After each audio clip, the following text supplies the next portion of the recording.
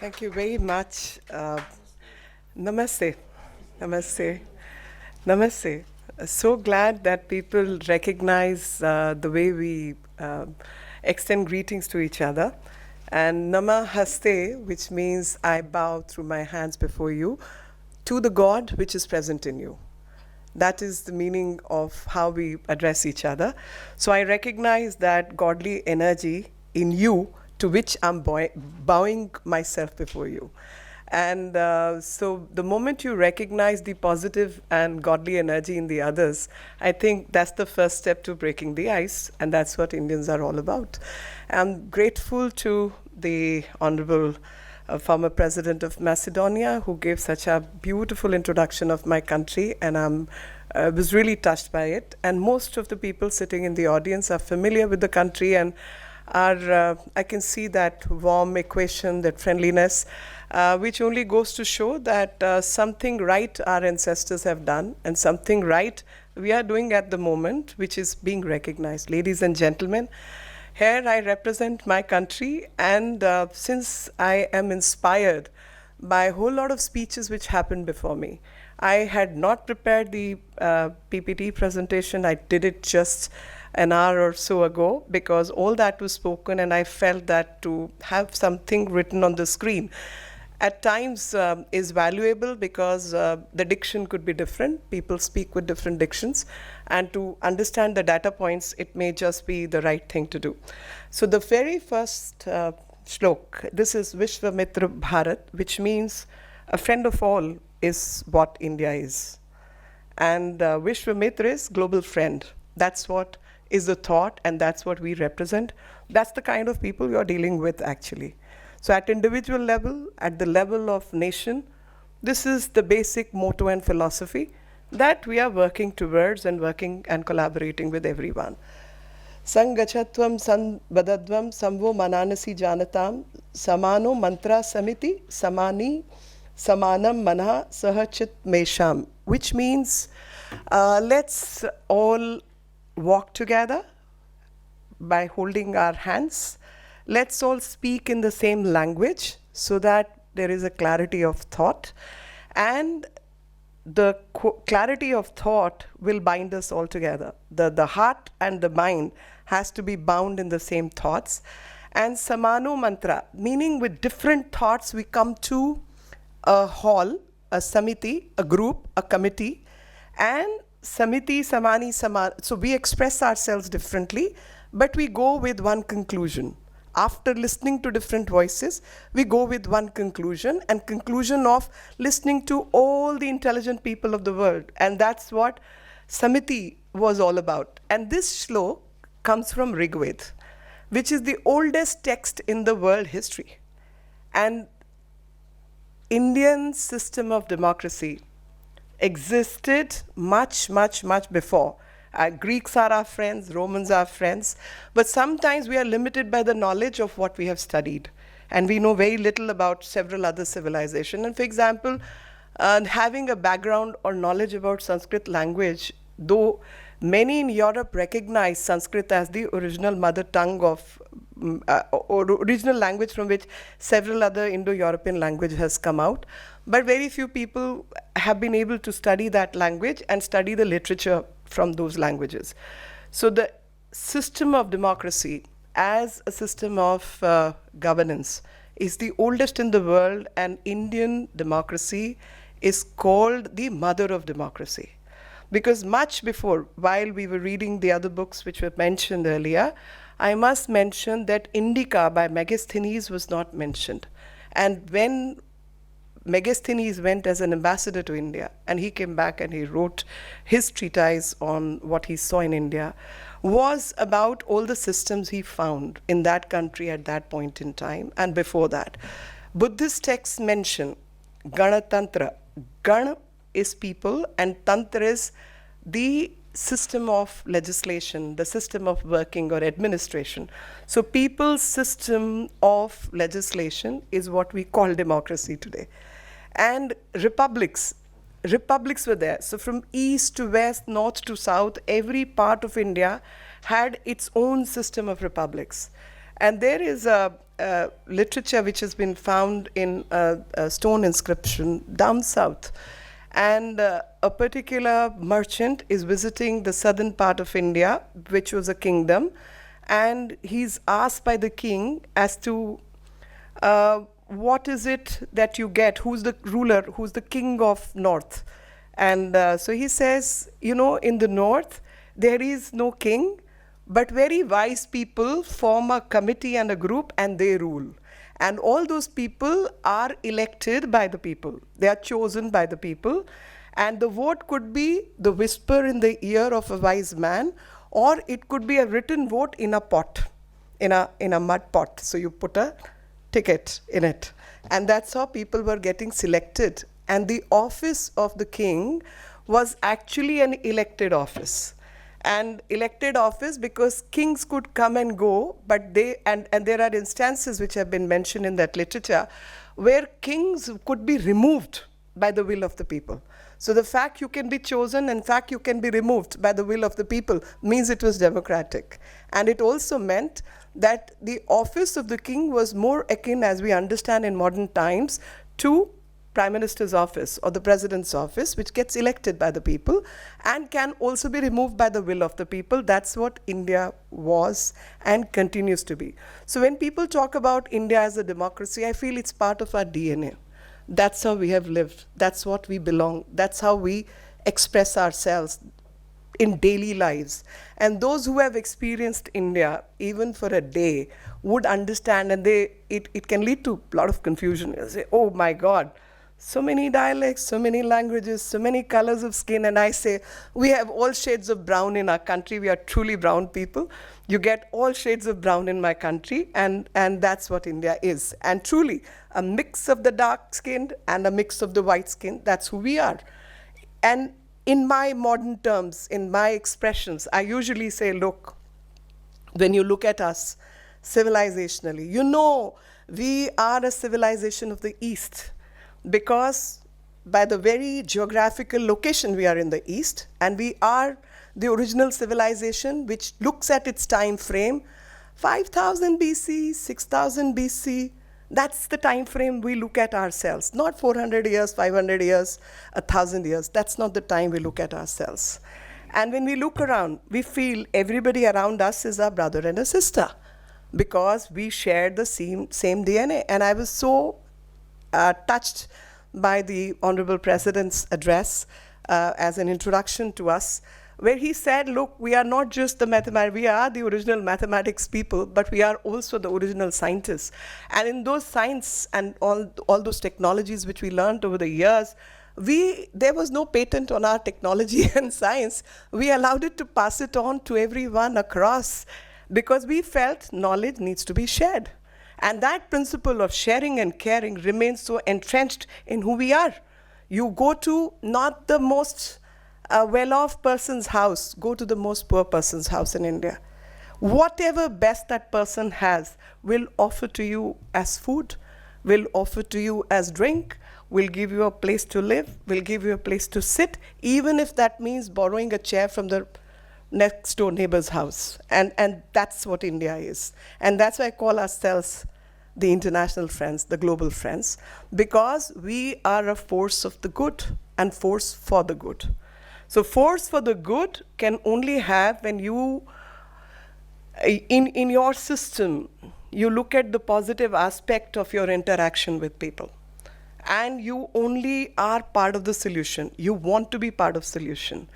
I love the presentation from my friend Nora from Finland. And when she said, Europe has nothing to nothing to fear because Finns are here. I would say world has nothing to fear from Indians, and world has only to gain from Indians. They are hardworking people. These are the people who are least in conflict with laws. These are the people who are aspirational. These are the people who want to learn. These are the people who like to assimilate. And that does not mean they become a replica of you. They may not become a replica of you, but they are not negative people. And I call the system as, it's almost like a salad bowl where people have their individuality. You are a cucumber or a tomato or a spring or whatever. You have your identity as a person, but with little topping of olive oil and some balsamic vinegar, it only tastes good. So you retain your identity at the same time. With that individuality, you contribute to the salient feature of the salad and taste. And you don't sound like someone who is threatening other people's existence. So that's the beauty about being an Indian. And that beauty comes from a huge experience of life. Because you know, if peace is transitory, so is war transitory. You know that nothing is permanent in our existence. But what we contribute positively as people, as human beings, for the next generations is what will be remembered, what will be respected, what will be called upon by others. Because people love to hear the positive stories. The world has been always in a state of flux. There's always been war at some place or the other. And I bring back from this traditional knowledge of what India is and what democracy means to us to the present times. And in the present times, not so long ago, just about 75, 80 years ago, we went through World War II. That was the big war that the whole world got entrenched in. And we came up with Leagues of Nations, and we got converted into United Nations. The purpose, the two main purpose of setting up the system was that we should all come together and not allow a conflict to happen. That was the first motive. The second motive was, if at all there is a conflict, everyone should come together to resolve that conflict. My question is, did we succeed in our purpose? I'm not looking for answers, but I'm raising questions. Did we succeed in our purpose? And right from 1945 till date, year on year, some part of the globe was inflamed, somewhere or the other. How is it that certain flames become more important and rest of the flames need not be bothered with? As principle, we must douse all the flames. As principle, we must work for the well-being of humanity. And that's what my Eastern civilizational training gives me.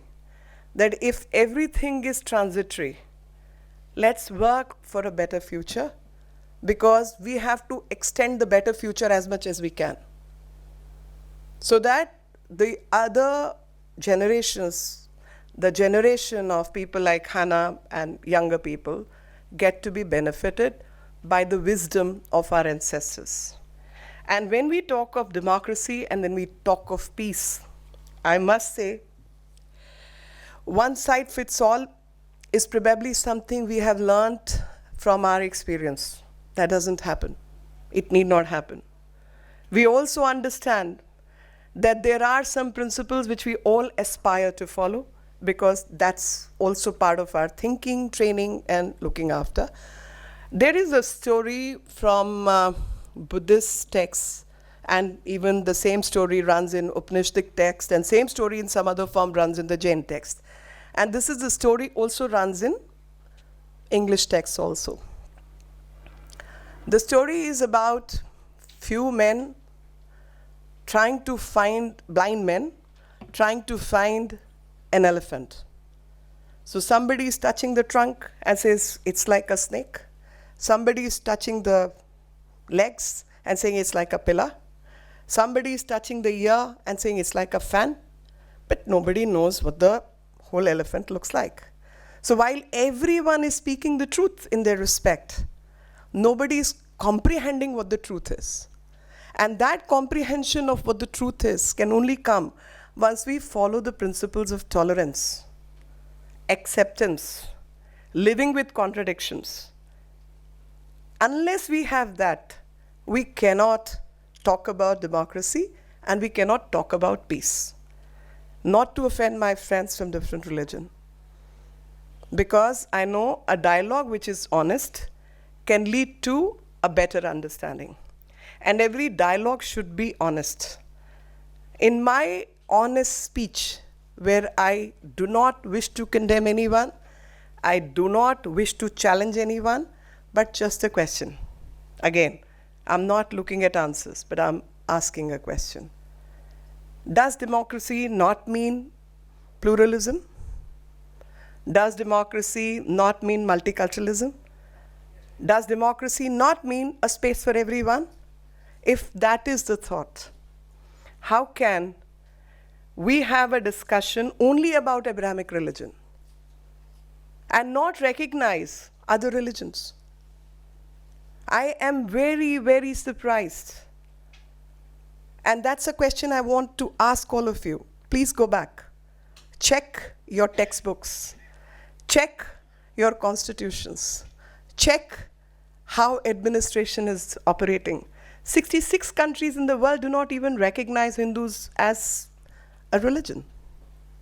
So my way of living is not good enough way of living. How will you respond if I did that to any of you? Would you appreciate it? How many of you would like that I force you to convert? I say because you have no right to exist as you, who you are, what your beliefs are. But that's what is also our story. That's what is our history also. And in that sense, I constantly question Buddhists, Jains, Hindus, Zoroastrians. We have a new one, what is the Lotus Temple? Baha'is. Do these people have any right to exist? Or they should only have Abrahamic religions, one or the other? So it's not about conflict between Abrahamic religions. It is dehumanizing, not recognizing other religions as well. Not recognizing people who existed before the birth of the Christ. They were people. They were civilizations. And Islam obviously came much later. So the point I'm making is when we are talking of comprehensive whole, when we are talking of an elephant in the room, let's discuss the elephant. Not the pillar, not the snake, not the fan. And these conflicts lead to further conflicts.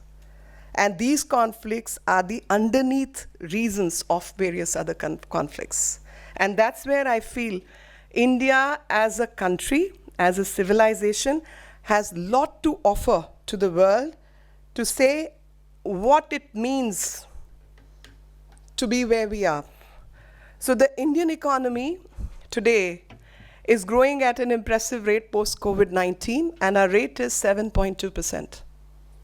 Why I purposely brought this figure from 23 and post-COVID-19, because COVID-19 is something which has stuck in our heads. We all know how our economies were destroyed, how our civilization is impacted, how there has been a disruption of supply chains, how everyone needs to go back to the planning board and rework itself. Because unless we work at the economic front, we cannot sustain culture.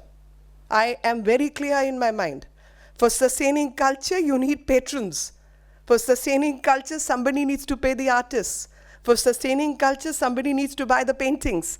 How is it that only post-Renaissance period Europe got one of its best paintings? Because you needed money to buy those paintings. So unless we work at economy, there can be no cultural diplomacy. Culture must have economy as its element, because we all need to pay the bills. We all need bread and butter on our table, and somewhere that money needs to come. So let's start talking about economy as a composition of culture. Culture will not exist in the air, and unless there are economies which are stable in nature, there can be no culture, because we have seen it. We've gone through it. And why I brought this target is also that IMF is saying India is growing at the rate of 6.3%, and India is ranked at the 5th highest GDP amongst all nations, with diversity and everything, and 7.2% in the fiscal year of 2023. And it is the second highest among the G20 countries and almost twice the average of emerging market economies of this year. Somebody needs to take a look at this and remember this. Remember these figures, because what I'm going to tell you is going to hit you as a bolt. From 1st century AD, Madison has written a book because he was assigned to write this book by OECD countries, all the richest rich of the world. And he came up with the book in 2011. As per that book, he says from 1st century AD till the 14th, 15th century, India controlled anywhere between 28 to 35% of the global GDP. Please remember that. I stop here that when we were controlling this big a GDP of the globe, were we attacking other countries and civilizations? Were we destroying them? No. Even at the helm of affairs, even being the most powerful country economically, we were not targeting other civilizations. We are a positive force. Yesterday, there has been a lot of conversation about credibility. Credibility is not made in a day or two or year or two or 1 decade or 2 decades. Credibility is built over years. And India's credibility is that after dominating an global economy for centuries, we were not the attackers. That is our credibility. Only for 1 century, it was either 14th or 15th century, China took over us. 1 century only. 16th century, again India took over them. That is what the study says. The study further goes to say, but everything changed when we were enslaved by the British. 18th century onwards. Till 18th century, 18% plus, global trade was controlled by India. And 1902, we came to 2%. 1 century. Enough to enslave you. Enough to change how humans work. Enough to change who we are as people. And 75 years, good enough to come here. That's the lesson. That's the lesson for everyone who is going through a difficult time, who's going through the problems, who is maybe uprooted, maybe migrant, maybe influx of people, all kinds of wrongs I can relate to. I mean, you can't say death to America and ask them to give you the money. Please, sorry. You can't do that. You can't be beneficiaries of a system and say, oh, I'm going to behave like this, I'm going to slaughter your necks and treat you like a lamb, and I want all the benefits on the table. Sorry, that will not happen. And I don't expect that to happen. I want people to understand, if you're a beneficiary of a system, you need to know how to respect that system. Because it is that system which is bringing prosperity and which is bringing wealth, and that is the lesson in the history of India. What Madison has to say, it's not Meenakshi Lekhi, as an Indian speaking, it's a foreigner who was asked and assigned this task, how to improve the economies of the nations, how to work, and how did the history of the globe work. So that's another lesson which we are coming to, that if we are talking about culture, we must constantly also protect our economy. We must work positively. Democracy and peace are good for what? Rule of law, better arrangement, society is happier. I'm fine with all that has been spoken. But let's come to the core. And the core is only with democracy or peace can you have a strong economy. And if you don't have a strong economy, or your culture will take a fall, as happened with us. Please go and look at our history. All our neighbors were us. We were them, and they were us. And to my friends who are Afghanis, no offense again meant. Please, I treat you as my own blood, my own kith and kin.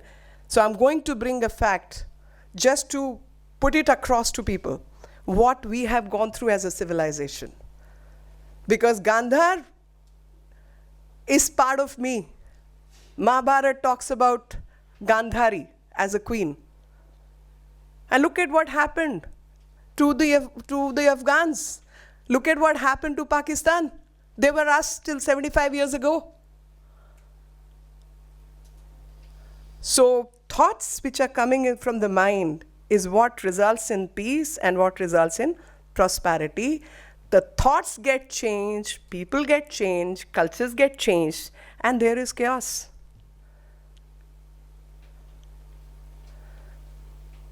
You know, Babur, when attacked India, and Afghanistan was India at that time, when Babur attacked India, now today you look at Taliban, you look at Afghans, you have a very different image. But you read what Tazuk-e-Babri has to say. Babur is quoting himself. And Babur says that these people, Afghanis, that time obviously they had a different religion and they were different, they were us, put a grass in their mouth and say, look, we are like cows, which meant harmless. We are not harmful people. So please save our wives, save our daughters, save us. We don't want to fight, we don't want to battle. We only want security. And Babur would still cut their throats and talk about the mound of heads that he had created. So when we are discussing peace, we must also discuss what happens to people, what happens to women, what happens to children, what violence can bring. And that is why I say, experience of India is something which people need to feel, not see.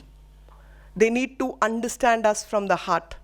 And once they understand us through the language of heart, there are many lessons to the global community as how we can find solutions to the problems.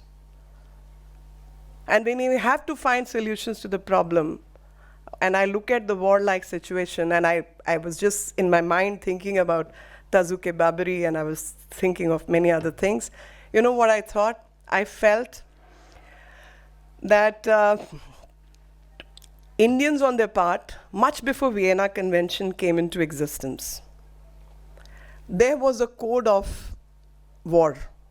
And the code was, you will never attack cities, you will never attack the farmers, you will never kill the women, you will never kill the children, you will never attack the farming community or the grains, and even when you took over the other kingdom and defeat the kings, you will find somebody from that king's family and that kingdom good enough to run that country and that estate. And if that is not possible, you'll go to the people and ask them, which ruler do you want? And you'll hand it to them. You don't take over their land and properties. This is the code of conduct, even when you are at war. And after sunset, you will not attack anyone. So we all know Vienna Convention, all diplomats sitting in or would-be diplomats or diplomats sitting in the audience. Tell me how many of you were told that this was the code of conduct which Indians believed much before, many centuries before that Vienna Convention was there. Nobody is taught. Because once you are enslaved, your civilization and you as a person have no right to exist. You are dehumanized. And thus, I come back to the concept that while politics dehumanizes, culture humanizes. And when you look around and people talk about culture of India, people of India, and there is a positive thought, that means everyone is internalizing what India stands for and humanizing us as people, as civilization, ancient civilization, which has only contributed for the good and well-being of everyone. Now, Fibonacci may say that numbers came from India through the Arabs, but people who worked thereafter do not even recognize what Fibonacci has written. They call it Fibonacci numbers. And everybody believes it's Fibonacci number. They don't believe Indians could have had the brains to write these numbers. Indians are not worthy people to have those active neural cells to even think or conceive. And that is dehumanizing. I'm speaking from experience. I'm speaking from a thought process which we internalized also for a long time.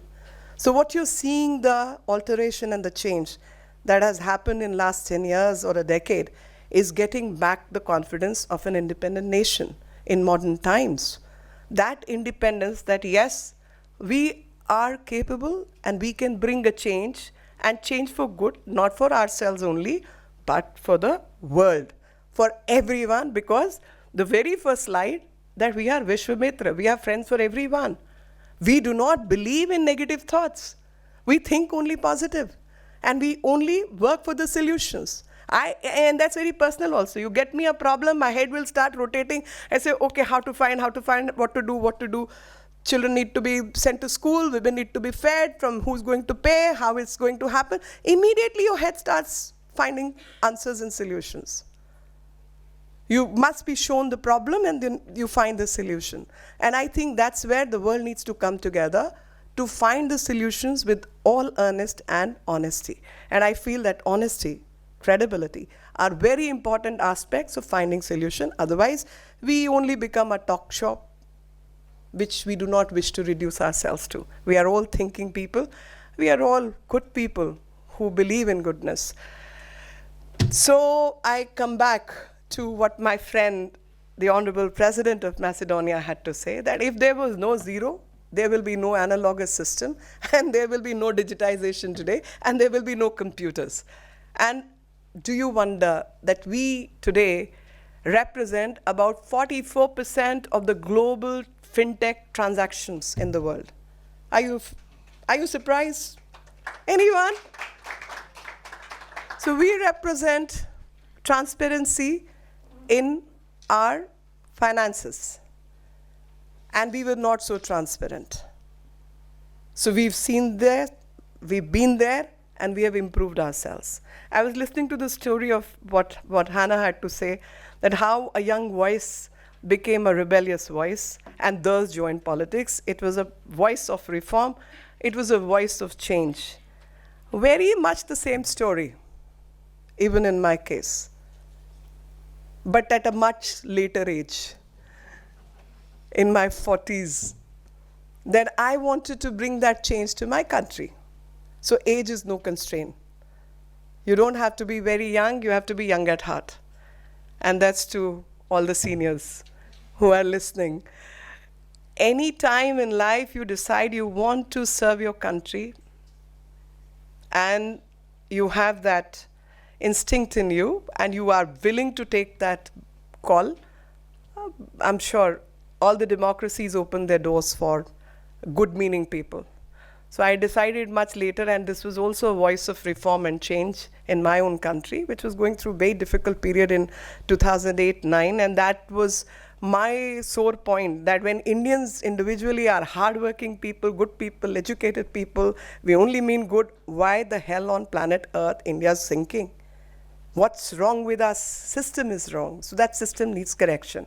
UPI, which we did, so lion's share, about 50% of all our transactions are digital, but that also means 44% of the global transactions is what is controlled by India today, are all digital in India. That's how we built our system. And NPCI is National Payments Corporation of India. And 2020, we set up this system, and Reserve Bank of India, which partnered, and we started this digitization process, and fintech agreements all across. And I'm very happy to say that this goes beyond our borders. 30 nations have come on board, and which is including UAE, France, Sri Lanka, several other countries have all come on board. So with several other countries in Europe, we are looking forward for further collaborations.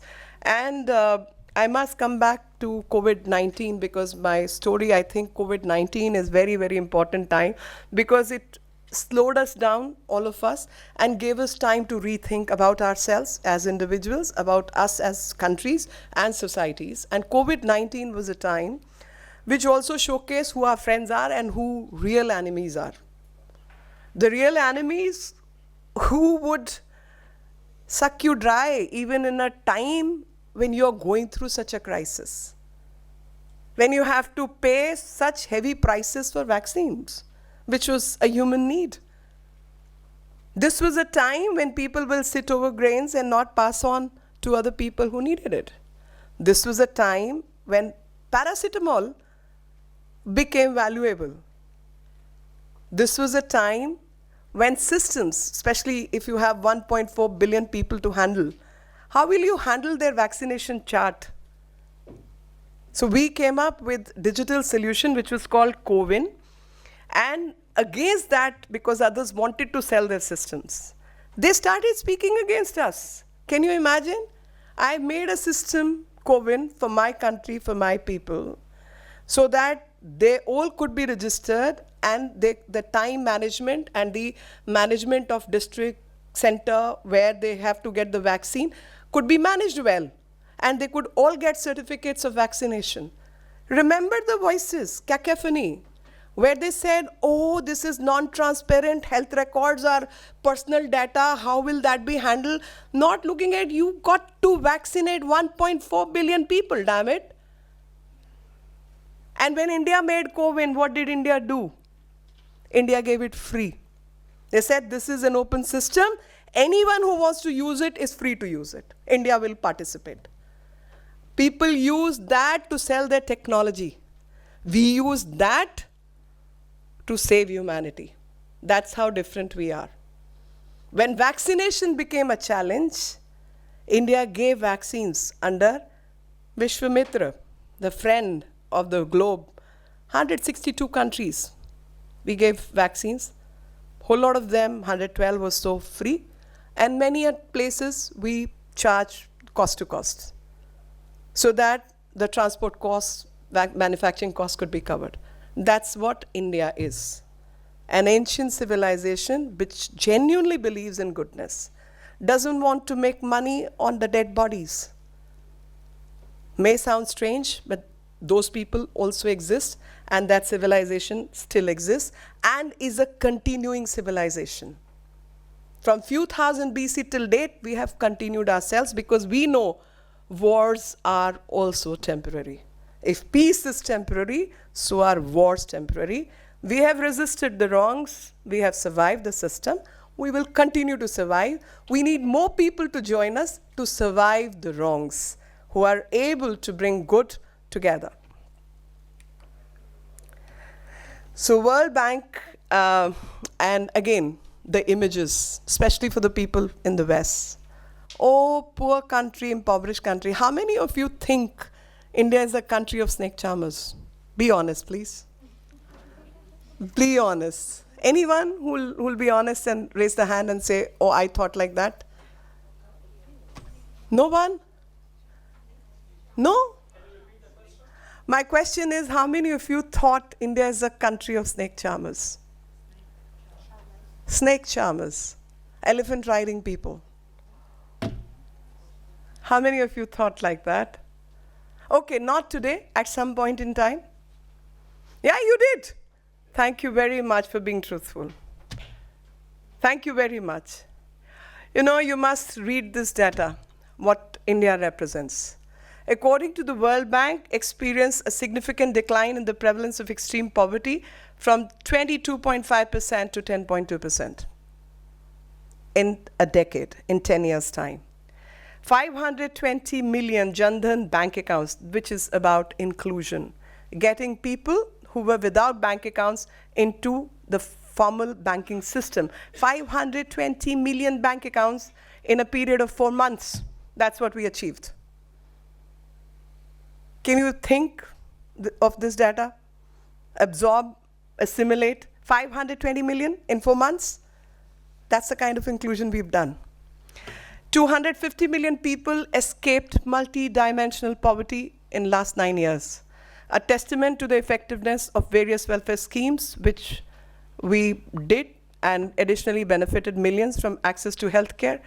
Biggest healthcare program in the world is what India runs. Skill development programs, affordable housing, Prime Minister's housing programs, all this has resulted. in 250 million people being brought out of poverty. As a result, India is towards achieving its target of sustainable development goals and alleviating the multidimensional poverty well before 2030.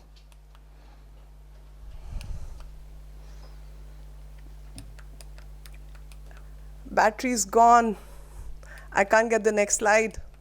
Can you use the keyboard maybe? Hit the arrow? There's no keyboard. I think it's next to you.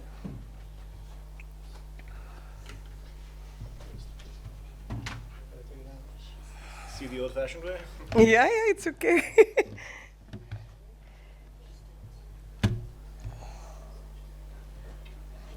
Climate change, because that's another issue which I think we all are dealing with. And especially in Europe, there's a greater sensitivity towards climate change. So I said, let me bring this up, because there is huge amount of confusion. People keep asking us several questions without really having the data or the detail. So I thought I'll share my experience. So in our culture, we worship rivers, we worship trees, we worship plants, we worship humans, we worship animals, we worship virtually all animate and inanimate thing that you can think of. And which is so important to understand the cultural background it comes from. So Sustainable Development Goals is very, very new compared to Indian ethos. But the core point is that Sustainable Development Goals cannot be achieved until and unless people feel and think a certain way. Just to give you a little touch of what India is, we are 2% of the geographical land mass of the globe, 2%. Please remember this. We are 2% of geographical land mass, and we are 18% of the global population. We have 44% of the world mammal population. We have 30% of the forests, and we have the highest population of big cats, tigers, elephants, lions. That's the kind of diversity you're looking at. Most diverse flora and fauna is preserved in India, including ongees in the animals. The most primitive people are also protected by law. That's India for you. On one side, we send Chandrayaan we do mission Mars, and we end up on the southern pole of moon. We do all that, space technology to most primitive people. That's the contradiction, an enigma, as the president had mentioned in his address. But this enigma goes back to respecting human life, respecting animal life, respecting plants, and respecting whatever is living, animate and inanimate. So we have put in a huge amount of work in which the solar power capacity in the last year and now stands at a cumulative 82.64 gigawatt. NDC, our nationally determined goals, 50% of cumulative electrical power installed capacity from non-fossil fuel-based energy resources. Mission Life and Lifestyle for Environment initiative, which was at COP26 in Glasgow, about $440 billion is 1/5 of the emission reduction needed by 2030. This is the kind of investment India has made. Indian government issued sovereign green bonds amounting to 160,000 millions in Jan-Feb 23, and then 200,000 millions in October-December 2023. And since 2014, 56 new wetlands across the country have been designated as Ramsar, which is wetlands of international importance sites. And the total number is now 82. Currently, India has the second largest network of Ramsar sites in Asia. India is the only G20 nation in line with 2-degree centigrade warming IFC report. And this report is also seconded by a German institute. September 10, 2020, Climate Change Institute of Germany has also seconded this report. September 10th, 2023, on the sidelines of the annual G20 summit in New Delhi, on India-led grouping came together to give impetus to the production and use of biofuels. So biofuel consortium is another thing which India is working on as an alternative fossil fuel against petroleum and diesel. 2024, India is estimated to maintain an average ethanol blending rate of approximately 115%. So before I come to this, I just want to tell that on climate change, we run as government 2 or 3 initiatives. One is International Solar Alliance, which is France is a partner with us. So European Union works very closely with us on the climate change challenges. So whether it's green hydrogen, International Solar Alliance, Biofuel Alliance, from technology to investment, to implementing the projects, we work very, very closely with European Union in terms of finances, in terms of investment, in terms of technology. And speaking on behalf of countries of the South, we are a country of the North, but we are very much a country of the South also, for the very reason that we are 1.4 billion people. And keeping that consideration in mind, technology exchange is something we all must think of. Unless we think of those technology exchanges, few things will not be possible. Women is another issue on, and CDRI, this is climate, disaster, resilient infrastructure. That's also an India-led grouping at the UN, because we feel that while climate change is happening, CDRI must work together, and we must have climate-resistant infrastructure, both from investment point of view and also from the technical aspects point of view. We all need to work together. Women restricted to homemaking have now transformed as women coming up as nation builder. Budgetary allocation is what I have put across, 1.5 times increase. Female labor force has increased from 23.3% to 37%, especially in the rural area. And women in trade facilitation components from 66.7% to 77.8%.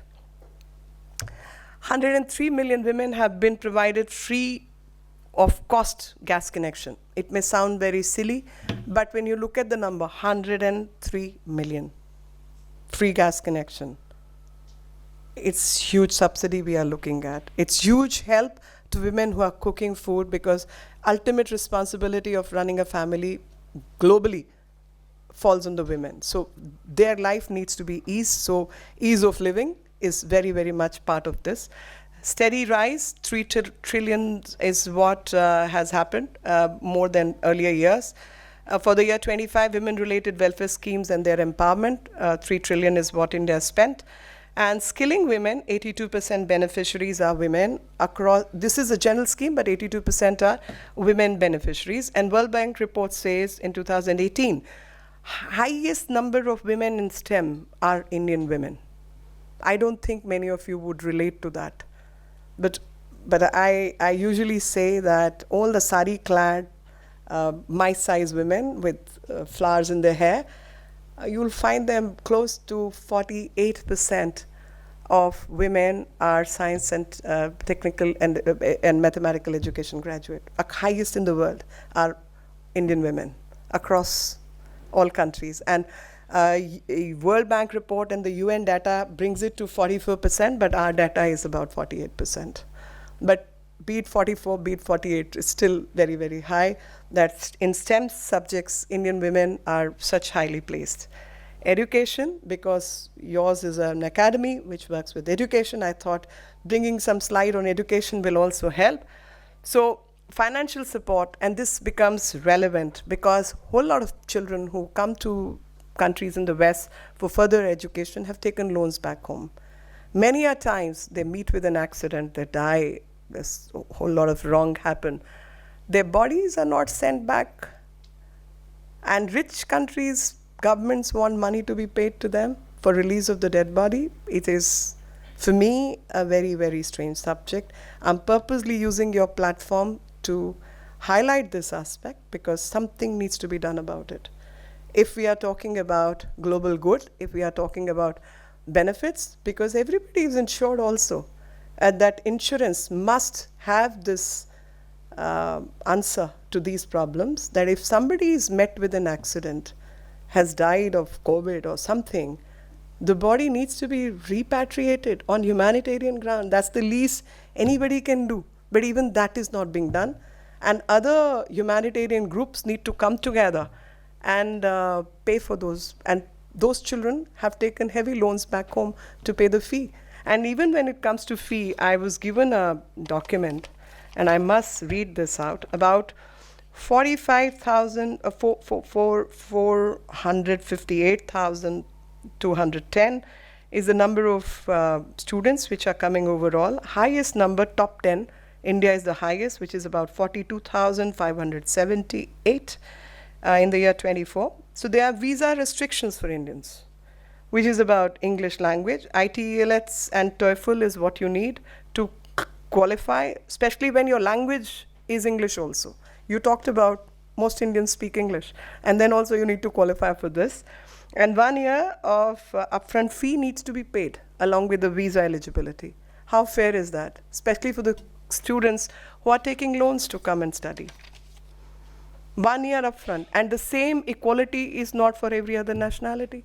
I think somebody needs to bell the cat and ask the right questions, that why should that happen and why should there be discrimination in educational institutions. So we must bell and we must speak the truth, and we must get to address these issues. I'm using the platform to address these issues because some youngsters have walked up and they wanted these issues to be addressed. And digital economy, 60 million jobs is what have been created. 2020 GER in preschool to education in secondary school is 200%, while raising GER in higher education, including vocational education, from 26% to 50%, and allocated about 1,200 billion for education in our recent budget. And PM Shri Schools is a sponsored programs. And currently about 14,500 new schools are about to be set. And as early as 2024, 694 for best education to deprived communities. ST is a deprived community. These schools and these sanctions have happened, and 402 have been made functional already across the country, over 0.1 million students enrolled. I'm purposely saying you must understand the enormity of the task. And what is India? Coexisting. So you must understand about 966.3 million people are Hindus. 172.2 million people follow Islam, which is only number 2 or number 3 as compared to Islamic Republic of Indonesia or Pakistan. And now those are Islamic republics, okay? We are not Islamic Republic. We are a secular country, and we have 172 million followers of Islam. 27.7 million followers of Christianity. So countries like who are Christian countries, Catholic and Protestant, whichever way, 27.7 million people who are followers of Christianity.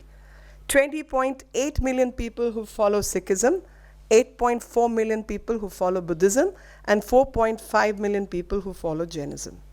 That's the diversity you're looking at. And you must understand the task of running a country like that. And so in art form, the oldest, I mean, everybody knows about Greek theater. Everybody understands that original theater for West is Greek theater. Natya Shastra was written 4th century BC. And treatises have been written on Natya Shastra, where there is a discussion about budgeting, discussion about music, discussion about light, discussion about performance, discussion about makeup and dresses. 4th century BC. So what a complex society that would have been in terms of Natya Shastra. 19,500 dialects, 121 languages, 22 official languages is what you're thinking and talking about when you deal with a country like India. And we celebrate it all.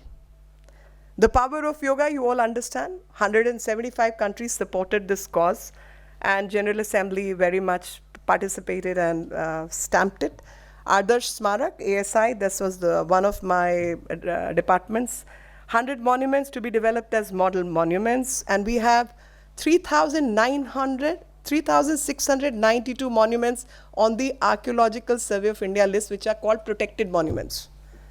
And equal number and more which are state protected, equal number and more which are protected individually by others. That's the kind of history we are looking at.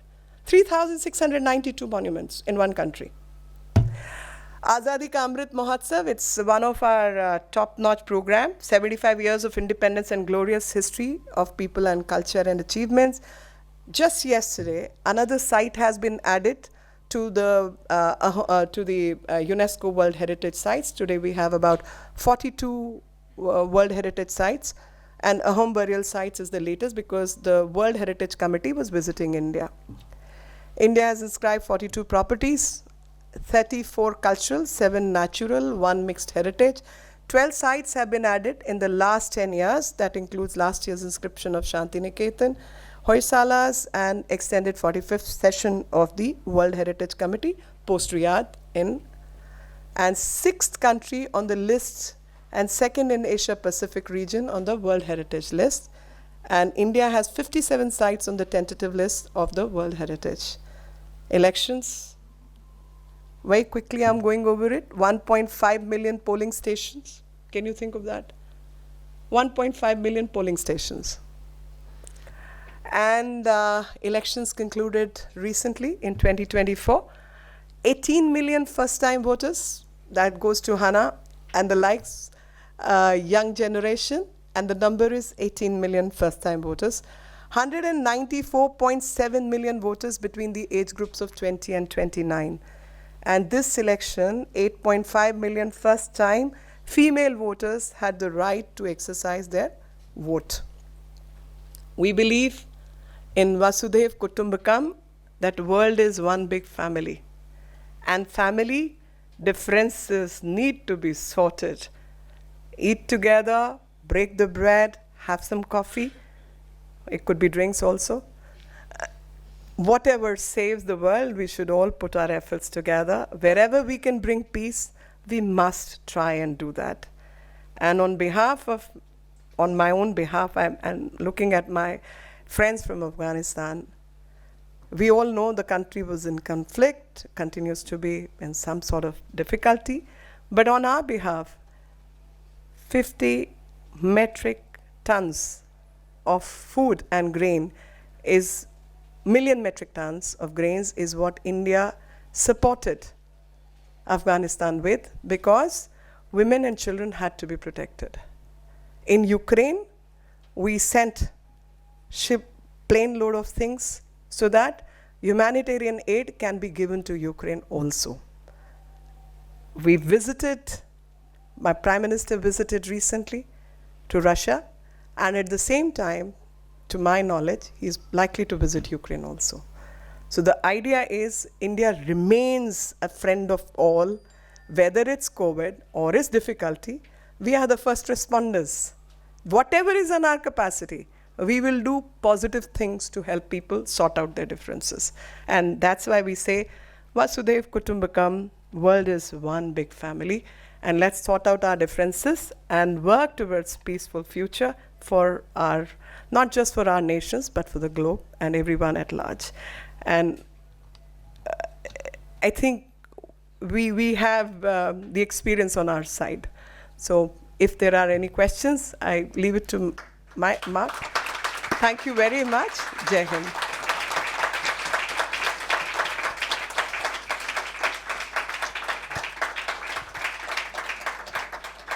Thank you so much. We really appreciated that, and I think we learned so much from you in that opportunity. We are running behind schedule, but if people agree to be brief, maybe 1-2 short questions, but I do mean questions, not speeches, and then a short response to at least allow a few voices to be heard. I see Minister Atmar.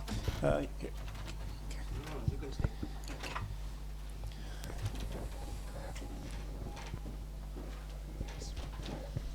Your Excellency, Namaste.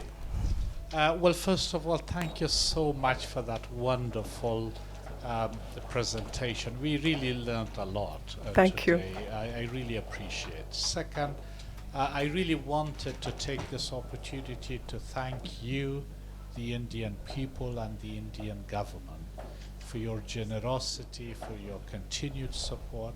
I mean, it was during my time when that food aid and the vaccine aid happened. So we really appreciate it. Thank you. And a second quick comment is that there is absolutely no other country with as much soft power and influence in Afghanistan as India has. And that's because of our shared civilization, shared history, and how good the Indian people and at times the Afghan people have also been. Of course, of to course. each other. You are us, we are you. Absolutely. So I'm so proud that Kandahar has that great history of Gandhara. So this is a shared history. Of course. The only thing I would add a little bit on, I haven't really seen that thing in Baburnama, the Chronicle of Babur, but something that I would add to this, because you encouraged me to offer each other our history, Absolutely. understanding and learning, that he loved Afghanistan so much, despite the fact that he invaded Afghanistan and India, that he basically asked for his burial to be in Kabul. Yeah, because India So was too hot now- for him. Exactly. I'm giving some hint to Mark. And that burial site is now under protection by UNESCO. Yeah. So I don't know about the grass eaters and Non grass eaters. That was a symbol of saying we are submitting. And yet he was violent. That was the point I was making. but his preference to be buried in Kabul, Afghanistan, disputes his low opinion of Afghanistan. Not about low opinion, sir. But just to make that point known.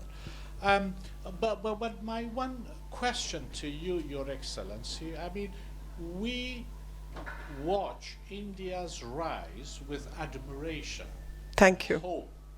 And it's not just for India, as you explained, it's for the region and the world community. So it's like that. But we equally get concerned when we read reports, analysis, and sometimes by Indian authors themselves. Indian? Indian authors, Indian course. writers, Yeah. sometimes, that India, that symbol of tolerance, that symbol of integration, that symbol of coexistence, we hear sometimes about these laws and political measures like the citizenship law, the removal of some special status, or the family law, you name it. I mean, we hear about these.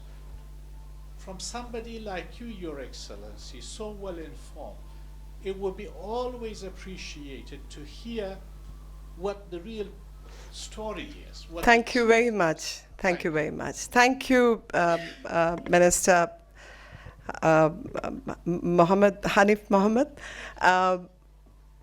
CAA, for example, and I hope there's no intention of hurting anybody's feelings, because I treat you all as me and me as you. So the point is CAA, and nobody from my erstwhile India will even object to what I'm going to say. The fact is, there was no Afghanistan in the earlier times. This was all India, which ran as republic, various parts. There was no Afghanistan. And people were kind-hearted. People were all good people and believed in goodness. But when we are dealing with violence, some preparation, and I go back to what my friend from Finland had to say, the 2 slides where she mentioned about when she made her presentation were how many tanks, how many army, what expenditure, etc. was about you don't want war, you're not a violent person, but you're ready if you're being transgressed upon. If somebody attacks you, if somebody misbehaves you, and that's what the power of Babur represented for those times. We were all peaceful people. We were running the global economy, but we were not violent. And we followed the rules of engagement even when warring with each other. That's how the trauma which Babur brought to this part of the world is different from the people who were being attacked. And that's what we all need to remain focused on. That while you're a peaceful person, you're ready for any exigency, because there are people who believe differently. Number one. Number two, in that context, I brought Babur. In that context, Afghans, my grandmother came from Waziristan. So I relate to that region very differently. I feel we are the same people, and thus there is no difference. And my own family had land and property is what Harappa is today. So that's a very personal story. I don't want to get into it. And story of immigration within the same country. You're forced out of one region and you come to the other side of the country. That country gets divided on the religion lines. People on this side do not migrate to the other side. And CAA, this was the promise made in 1947 and earlier times, that minorities, irrespective of which religion, on each side will be protected. I'm not pointing fingers, but just a question. Were the minorities protected in other countries, in other side? And especially when people who are dealing with international diplomacy, leaving them with another question: how many Hindus from this region of erstwhile India, now different countries, Bangladesh, Pakistan, Afghanistan, have been accepted as immigrants globally in other countries? Answer is none. They have no place to go to. We know that there are countries which are Islamic Republic of XYZ. There are countries which are Christian countries, many ways, Protestant, Catholic, whatever way you want to look at. But there is no one accepting Hindus, that they could be violated, and they could also, their young daughters would be picked up and kidnapped and forcefully married or whatever else. What people and the globe is seeing today as ISIS is what India has gone through civilization. And that's why CAA, that these people who were the citizens of India in erstwhile times need protection, and they have no other place to go back to except their own country. When Indians offered asylum, and you would know better than I would, from Bangladesh, people got displaced, they came to India. Afghanistan, there was a problem, they came to India. Iran, there was a problem, they came to India. Iraq, there was a problem, they came to India. Globally, and in erstwhile time, Persia, they had a problem, so Zoroastrians came to India. Jews had a problem. I'm standing in a country which suffered during Holocaust. When Polish Jews had to leave, even the British, who were the part of allies, did not accept them. Indian king called from Jamnagar accepted them. And that's our history. We are kind people. We can't see violence, and we can't just see, kindness is very much part of our society. Where will these Hindus go?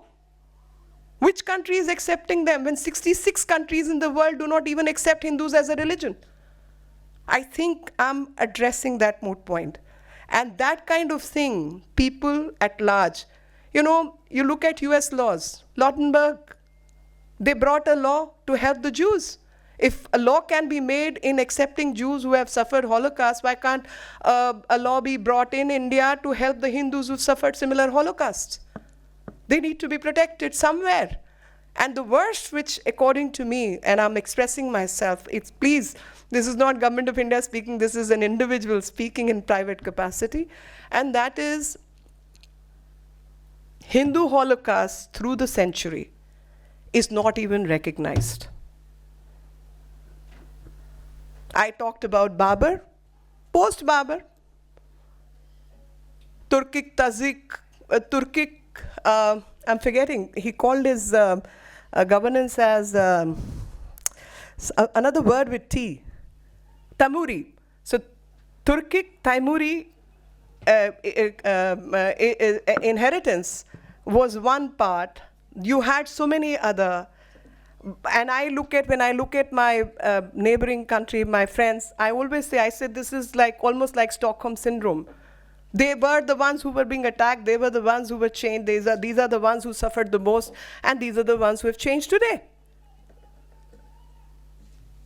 And I'm purposely saying, because I grew up with Afghans. And when you were mentioning about Taliban yesterday, those questions were coming to my mind. That the impression about people is very different from what those real people are. And that is what is Stockholm syndrome. You forget all the wrongs which have happened to you, and you become one like them, like the aggressor.